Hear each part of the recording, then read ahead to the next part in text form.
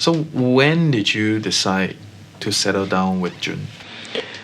The dating scene at 28, 29 is very different from the dating scene when you are 20, 21, 22. If you are dating at 28, what do you want to achieve?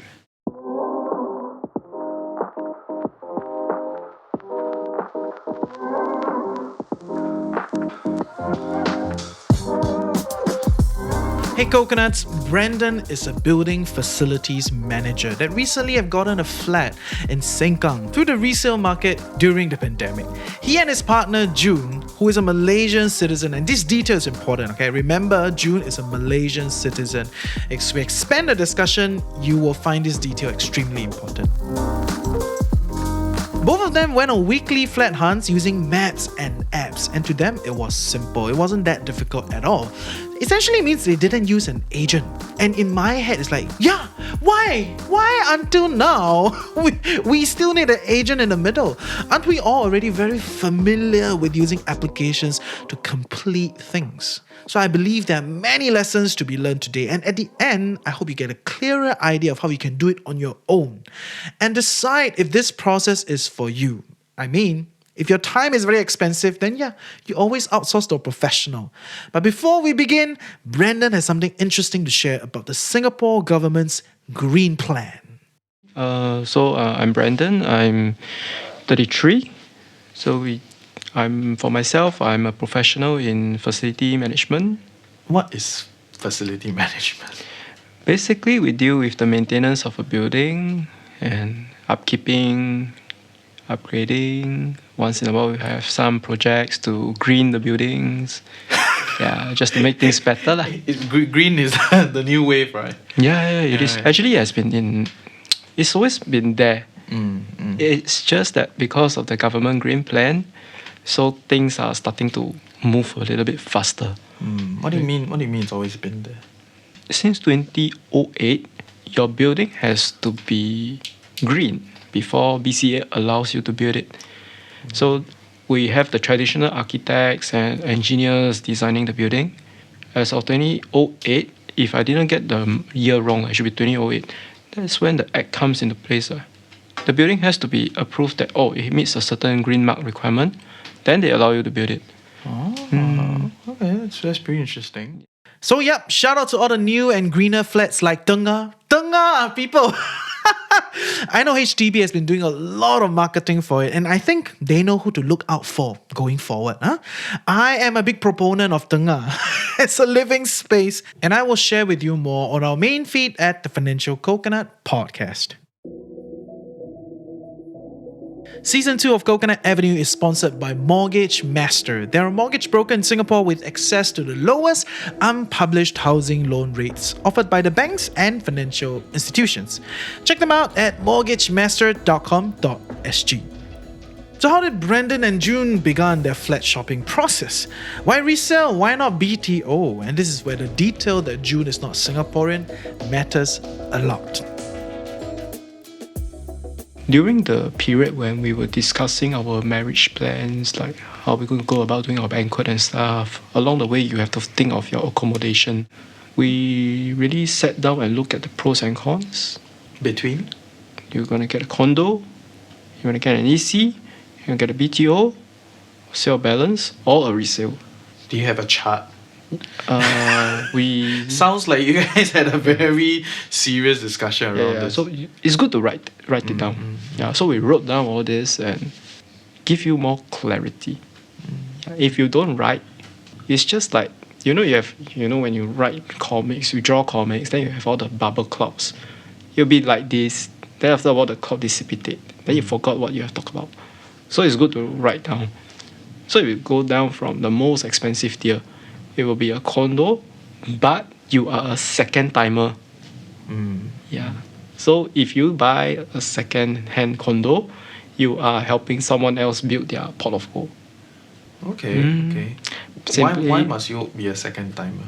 So that will be something. Okay, if you are going to do that, you are going to pay a premium because you are not buying at a discounted rate or the construction stage. Okay. If you buy at the construction stage, you pay in tranches, and there's also a significant discount. Yeah, that's why a lot of people, they TOP sell. So that's one choice. Next choice is, of course, you get a condo that is in construction stage, a new launch. Or you can get a BTO EC. So these are the choices that we look at also. So what really pulled us back was, okay, a lot of people, I don't know whether do they know this or not. First thing, your property tax is different. Second, your monthly payment of your conservancy charges are also significantly different. A condo can range from $240 to $300. If you stay in a HDB, for comparison's sake, if you drive, you pay $109, I think, for your car park. Conservancy, if you're in a 4 to 5 room, you probably will set you back $80 to $90. So that'll be $190, a difference of about $100. Do you spend $100 going to the swimming pool and tennis courts and whatsoever? So if you don't drive, which we don't, then you're paying parking for no good reason. So, that would be about a couple $1,000 there a year for things that we don't use. Then the next thing is, of course, if you buy a condo, are you going to buy a 2-bedder or 3-bedder? And how many million are you going to be paying? Do we want that? If we want to go to Australia, do we want to have that? Because a rental yield of a condo compared to a HDB is not significantly higher. The rental yield is not fantastic. Yeah. So looking at that, we decided that let's look at BTO and resale. So comes the BTO part. Before COVID, you have to wait 4 years. If you are lucky, you're in the earlier batch, 3 years to 3.5. If we get married, do we want to wait for 3 to 4 years before we get our own house? She was paying $800 for a room. That would be how much? $9,600 per annum. So let's just say 10K lah. So 10K over 4 years, that's 40K. Versus resale, if you BTO for a good location, 5-room HDB, it will likely set you back close to 500,000, or even to the higher 500 if the floor is a high floor. If you buy a resale, you will probably pay 400 to 550 depending on 4 or 5 room and the location. So when we put all this down, we realized that BTO don't really give us a lot of savings. Because over the 4 years, she will continue to pay this rent. Then we were thinking that it don't really make sense anymore. With a resale, you get to choose where you want to stay. You can look at the amenities you have. If you are a couple that wants to have children, you have to look at things like childcare, schools, market, hawker centers, things like this. A BTO estate may not have that. And there is no guarantee that you will get a number anyway. Okay, so quite a few ideas shared here. We begin by clearing yet another acronym, TOP, which stands for Temporary Occupation Permit. And this is a legal document issued by the government authority to signify that this building is ready for you to occupy. I'm sure you coconuts have seen new BTO flats or new launches where the whole area still has a lot of materials and construction stuff lingering around. But people are already shifting in and you see a lot of interior renovation going on. So all the interior renovation and shifting in can only happen after the TOP is issued. Which is why this is an important date for many. There's usually a stipulated period given to you by the developer as to when TOP will be issued. And honestly, there's only so much you can do to affect it. There are building standards to be met, and these are not negotiable. But I think what is important is for us to recognize that this date is a very important date as part of our planning process if we are getting new launch property, because we can only start renovating inside after TOP. But because June and Brendan went for a resale flat, TOP isn't their concern.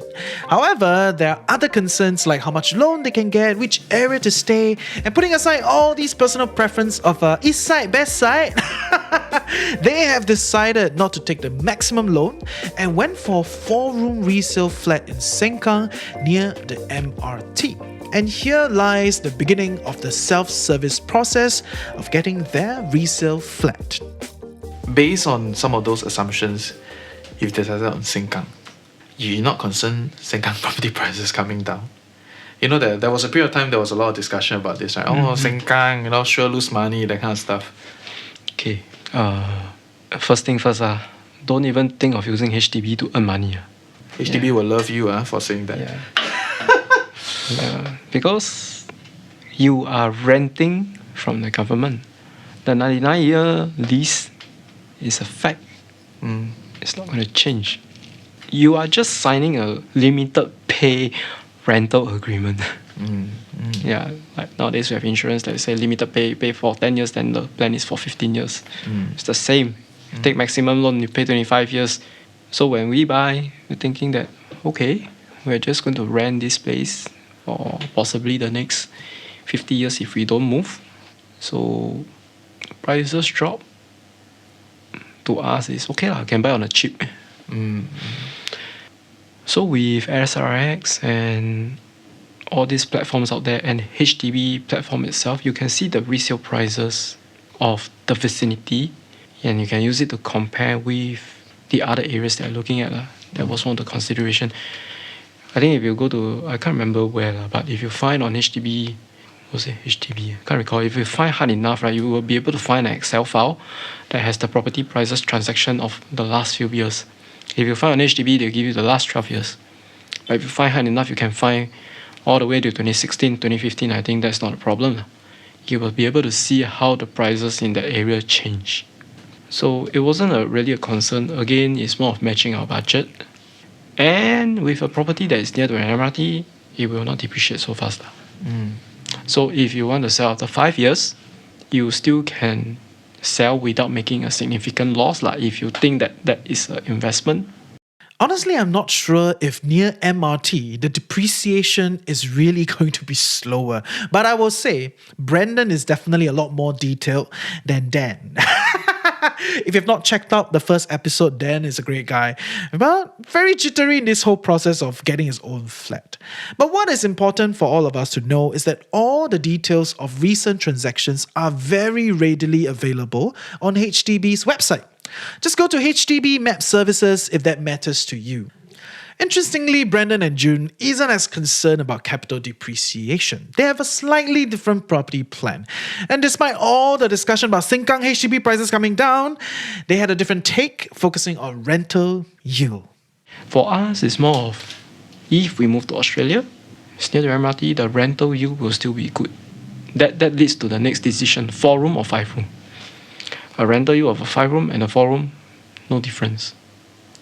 But paying for a 5-room in a matured estate, Sengkang is not matured, but to me it's matured enough. At least $80,000 more between a 4 and a 5. But the rental yield will be the same. In what sense rental yield is the same? You rent a 4-room, 2,000. You rent a 5-room, likely also 2,000. Really? Yeah. It's unlikely you can get 2,005. Don't even think about it. It's just not possible. Really? Okay. Yeah. Never thought of it that way. The rental yield between a 4 and a 5 isn't significantly higher. Okay, coconuts, for clarification's sake, what Brandon is saying is rental yield isn't significantly higher, meaning for the capital that you put in, your total revenue is proportional. Not exactly that your monthly rental revenue will be the same for a 4-room and a 5-room. I'm very sure 5-room people will be very sad if that happens. Size do matter. But what Brendan is saying is the additional capital that you put in to get that 5-room is not going to yield you exceptional difference in rental yield, which is a percentage of capital input.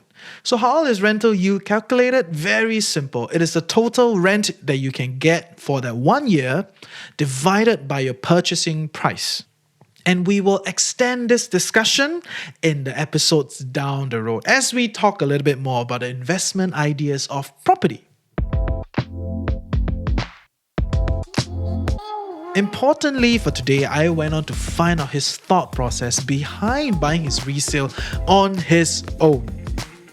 If you do your own research, you go through the process on your own, you tend to pay more attention to the money stuff.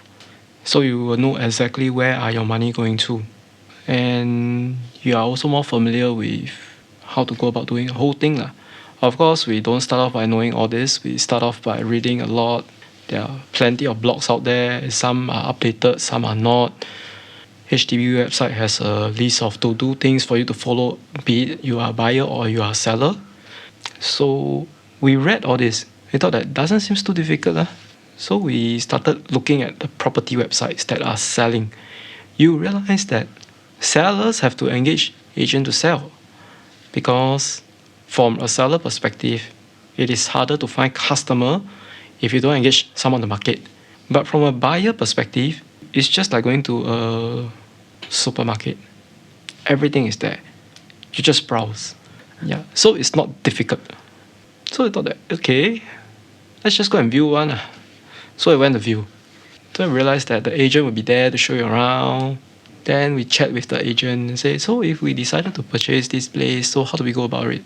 So the first question is, he probably knew that we don't have an agent. He said, we'll just tell you what to submit and make sure the documents are in place. You will just have to follow the flow, that's it.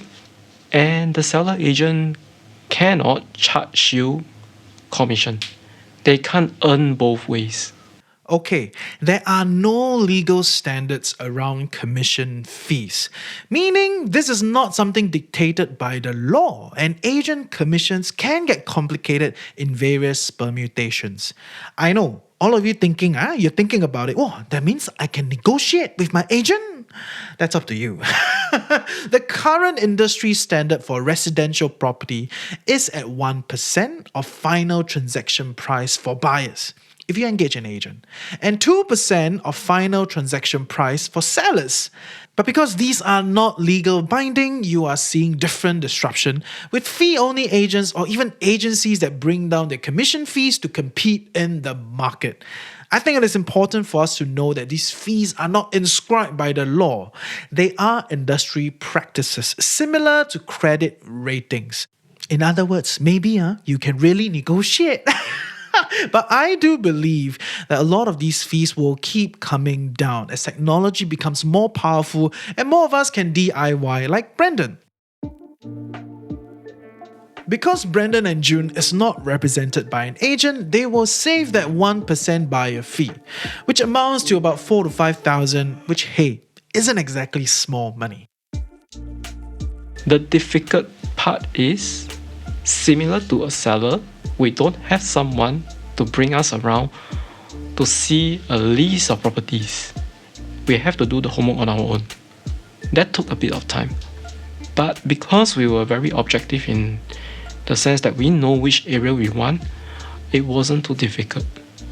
So we focus on the MRT station north, south, east, west. Which part of it do we want? So we eliminate one part of it because it was still a new BTO that has not MOP, so that's out. There is another part that is near to the petrol station but don't have a shelter to the MRT and the mall. So we thought that, okay, that's not the first choice, so we park it away. Right across, sheltered link way, sheltered escalator way all the way into the mall, into the MRT, 5 minutes walk. So we focus on that. And you will realize that at any point of time, you probably have 7 to 15 units that are on sale. Next comes the elimination. Sheltered walkway, sheltered walkway. So important, right? Is it still that important? Please come to our Telegram group and let me know. But yes, here comes the tiring part. In fact, probably the most tiring part. Before all of this, everything can be optimized with search engines, property portals, filters, very easy. Now comes the property viewing process. And because Brendan and June are DIYing, they spend many weekends viewing, liaising with different agents and sellers directly from the property portals. Okay, for us, we were quite aggressive in our planning. We decided that let's just do 5 on one Saturday, starting from the morning. Yeah. So why we decided to do that is that whatever you see on the day, they are fresh in your mind. You can easily compare. And from that 5, you can easily eliminate another 3 to 4. And you're just left with 1. So most of the time, you are shooting in the dark. You don't know what property you're going to see. Versus if you have a buyer agent to represent you, you already told your agent that, look, we want something like this. They will tell their network that my buyer is looking for things like this. What do you guys have? Yeah, so they will bring you to 10 properties that suits what you want. You have 10 fantastic choice to choose from, I would say. Maybe 2 not so fantastic. But if you do it on your own, you are literally shooting in the dark because you can just see the photos on the website. And let's be frank, people will definitely take the nicest photo, the nicest angle, the nicest lighting. So sometimes you turn up, this looks very different from what you see. Sounds like Tinder date. Yes, yes. So that's the thing that you have to be prepared for. You will waste time. So keep it short, 15 to 30 minutes per appointment. Be very objective. Just go there and see. And that's it. Don't dwell there for too long because you may not want to buy. Don't give people the impression that you're very interested. And if you're really very interested, make a second appointment. Yeah, because there will be things that you don't see on your first visit. Like? Different timing of the day you see and hear different things. Yeah. So if you really like the place and you have the time, view once in the morning and once in the evening. Like that the neighbor's kid, that kind of things, right? Yes. Okay, fair. Because in the morning, the neighborhood is generally more quiet because everyone are out for work. And yeah, things like that. Small little things that you have to live with for the next 5 years if you make the purchase. Can turn out to be very annoying. Yes, I agree. So Yes. how many viewings do you go to before you decide on this? I think it was 10. So two nine Saturdays lah, in that sense. First round viewing, 2 Saturdays. Probably I would say 1 to 2 months. Because earlier we mentioned there were 15 units at any point of time. Half of them you probably wouldn't even want to consider because they are out of your budget. Mainly because it's a good estate. The seller are not desperate to sell. They just ask for a very high price. And we are not prepared to pay that premium because although it is a moving condition, we want to do renovation. So at that asking, we are not keen. Yeah, so those are straight away out. Yeah, for someone that do not want to do any reno, that could be the perfect match. But for us, it wasn't. Yeah. So it reached a point where we got tired. Yeah. Because you really have to do a lot of the work on your own. So that, you know what, let's take a break. So 1 to 2 weeks, no listing. So it's like Facebook. Every day you just go in and, nothing. Okay lah. One day came something. It is on the other side. Okay, the shelter link way is there. Just one short traffic junction, like across the bus stop, that is not sheltered before the bus interchange. We thought okay, not so bad, let's go see. We realized that this estate is also the new generation flats. The 4-room and the 5 rooms are significantly bigger compared to what we have in the BTOs today. For comparison, the 4-room new gen is 100 square meter versus the 85 and 90 square that we are seeing in BTO today. So we view one unit. We like the layout, but it is too clustered. So the ventilation wasn't ideal. So we KIV. That is another 1 or 2 weeks of waiting, I think. Then we saw another posting. So by now you are very seasoned, you know what to do already. Straight away text the agent, say, can we view your next earliest availability? So we made an appointment like 2 days or 3 days later. And we just say, look, hey, we went to the other block the other day. Maybe let's have dinner, then just walk around there. So we walk around there. Then we went to the neighboring block and just look across, just to get an overview. Then we saw someone viewing there, or someone is really viewing. So we managed to get a glimpse of, hey, this layout is very nice. Hey, the person has already moved out. It's empty. So Subsequently, when we met, then we realized that it's a move-in condition in the sense that you have to do reno, but the person has already moved out. You can transact. You don't have to wait for the seller to move. Usually, the sellers will ask for 2 months to move to their place. Thought, hey, this is good. Okay, coconuts, the ball is in your court. If you decide to go for a resale HDB for your first property purchase, do you think you'll be interested to go through this whole process? I must say, it's not exactly easy, but I want to officially put an end to the myth that you need to be an agent to buy or sell property. Truth is, you can do it on your own, but there are processes and paperwork that you need to be familiar with. So what happens next after you found your dream home, your nest to be, your best purchase of your lifetime, or hopefully so? What is the next step to do, especially if you're self-servicing like Brandon? We went down, we told the agent we will offer $400,000 because the neighboring transaction was around that price. I think 408, 405, around there. Within a day, the agent got back. Next day, I think. The seller is willing to accept. But because the listing has been on the market for so short a time, they couldn't sell. They have to wait for the 8th day. So HDB has this regulation that the seller cannot transact until a week later. In case the seller make a stupid decision, they sign and they decided they don't want to sell.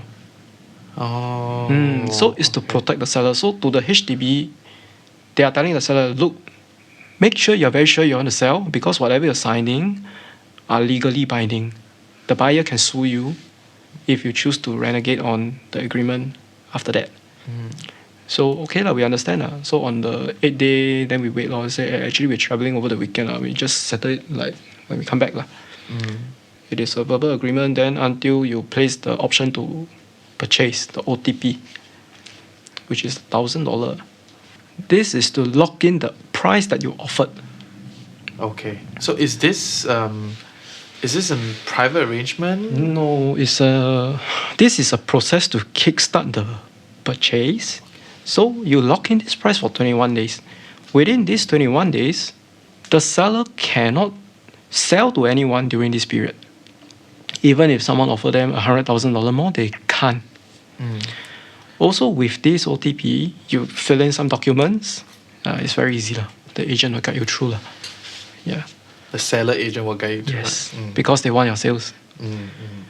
Go to HDB and they will do a valuation.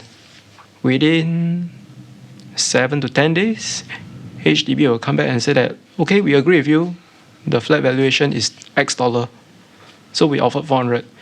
If HDB comes back and say, wow, your flat valuation is actually 450. So we actually made an offer below valuation, right? Well, you probably think okay, good we made an offer that is below market price. Generally, HDB don't do that. They try to match back. So they match the 400,000 exactly. And this information is only available to the buyer. They don't tell the seller. Okay. But we know how the industry works. So we told the agent that, we got our valuation back. We are interested to exercise the option. To the buyer, this is important because if HDB comes back and say, hey bro, sorry, your valuation is only 380,000.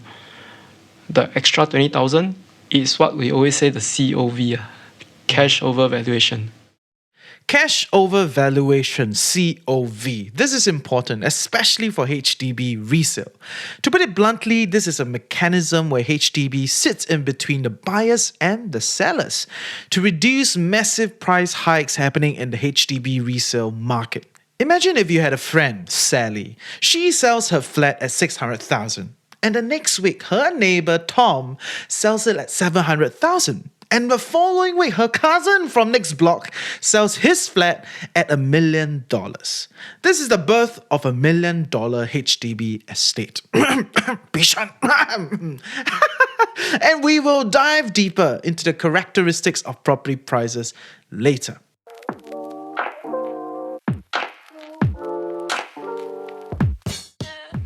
Importantly, what happens is instead of allowing the free market where everybody can buy and sell at whatever price they want, HDB has decided to provide a fair valuation price to the buyer. However, this valuation model is a big black box. All the blogs out there will tell you every broad factor, which sounds like every other factor. No one has the formula for it. But what is important is, if you and your seller have agreed on a transaction price of 600,000, but HDB comes back with a valuation number of 500,000, the excess 100,000 is what people will call cash over valuation, COV.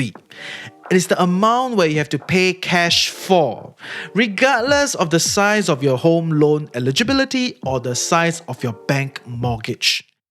Meaning, even if the bank has agreed to lend you more, 600,000, 800,000, or even if you have a very big HLE available, what happens here is everything above the fair valuation of 500,000 has to be paid in cash. So all these mortgages will get maxed out at 500,000 because HDB provides this valuation. This is clearly to regulate the resale market, and it is something that you should be aware of. So yes, cash over valuation means must pay in cash. And I would presume that most of us will not be experiencing this in our first home buying experience. But if it happens, be mentally prepared to have more cash to complete the purchase, especially if you're on a bidding war for a particular flat in a particular direction for a particular feng shui reason. There is a lot of opacity in this cash over valuation mechanism, and I can't give you any more valuable insight. But the process of buying a HDB resale, even on your own, is not very difficult. It is clearly stated out in HDB's website. The permutation does get a little bit complicated when one of the owner is much older, putting into question the borrower's ability to repay their mortgage, or if the resale flat is much older with lesser remaining lease left. And for all these interesting permutations, we will not touch them here. Please go and check out the HDB website.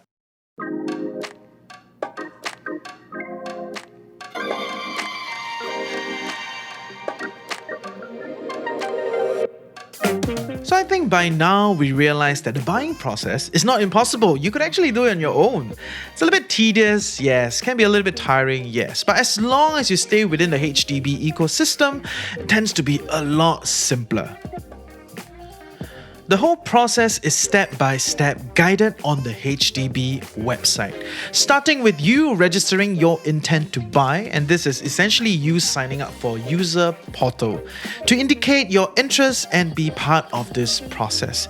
There are a lot of checklists, guides, all within this portal, and I believe with e-signatory and notary, this will become even simpler and simpler. The next step revolves around housing loans, also known as mortgages. They mean the same thing.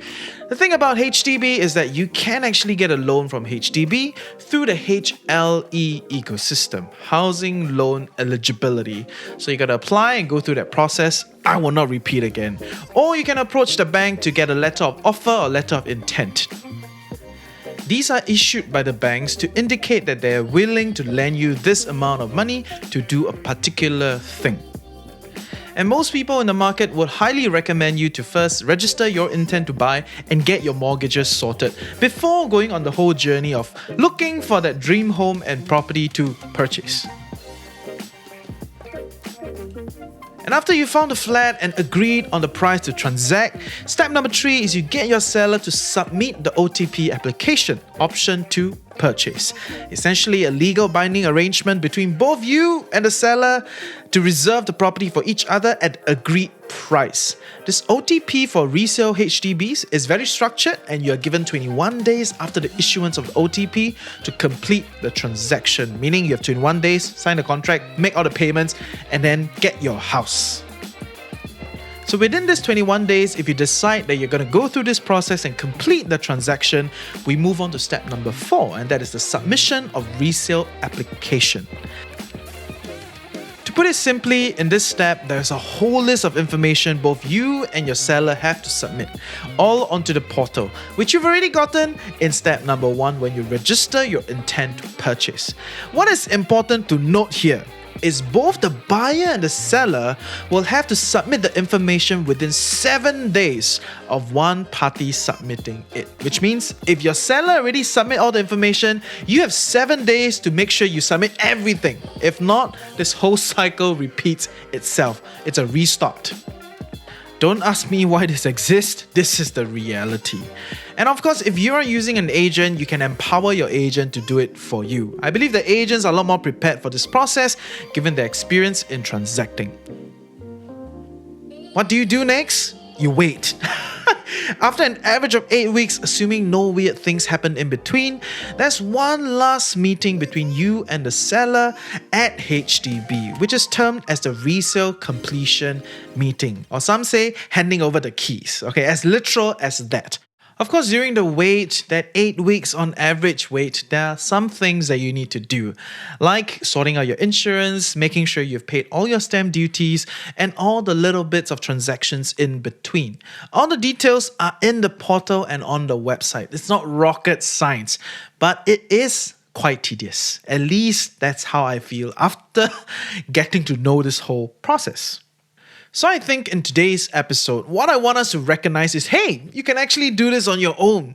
You don't legally need an agent to support you. There are people that have done it. It is not impossible. But I would say, up to this point, it does feel a little bit tedious. But it is up to you to decide if you would love to go through this process on your own. Or like many others, just let the agent headache over it.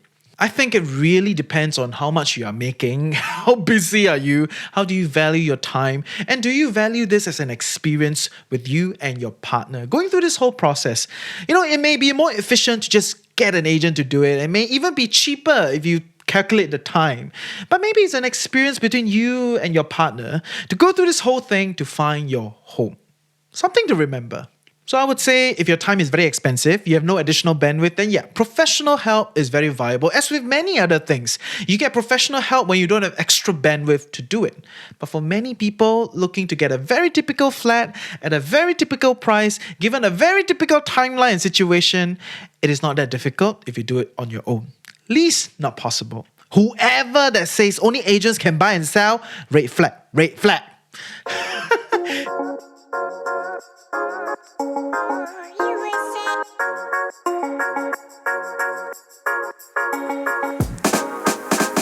Next week, we are finally going to venture out of the safety net of HDB and move into the private market. We have another friend on the show to expand his experience buying his first condo as a single individual and then buying his next condo with his wife. I would say the private property market is a wild, wild west, okay?